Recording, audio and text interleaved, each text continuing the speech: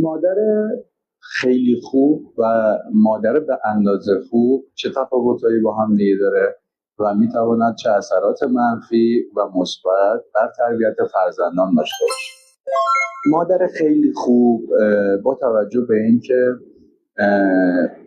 اون مهارت لازمه رو برای حال خوب خودش نداره، اون اجازه رو به اون فرزند نمیده که کودکی بکنه و تلاش بکنه که یک سری تجربه هایی رو داشته باشه و خودش بتونه کشف بکنه و اون حس استقلال رو ازش میگیره و وابسته میشه. اما مادر به اندازه خوب مراقبت میکنه و اون حس استقلال رو به کودک القا میکنه و اجازه میده که کودک خودش تلاش بکنه و تشویقش میکنه و با تقویت مثبت این رفتار رو در کودک به فراوانی میرسونه. فرزندایی که مادرای خیلی خوبی دارن چون به صورت وابسته هستن، ممکنه تو بزرگسالی این حس وابستگی رو داشته باشن و با جملات این که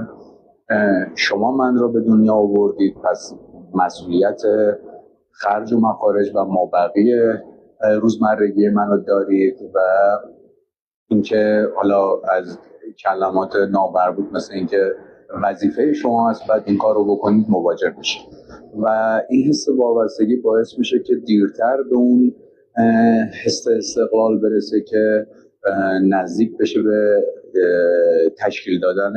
یک خانواده جدا یا بر عهده گرفتن یک سری از مسئولیت هایی که بعدها در آینده اون فرزند باید داشته باشه. باید مراقب این نوع سبک فرزند پروری باشیم چون ممکنه این حس وابستگی باعث بشه که بیرون از محیط خانواده با افرادی آشنا بشن که خدایی نکرده باعث بشه قرار بگیرن در چرخه هایی که حالا امروز آسیب اجتماعی مثل مصرف مواد، مثل حالا یه سری موارد دیگه ای که الان داریم باهاش تو اتاق مراجعه مواجه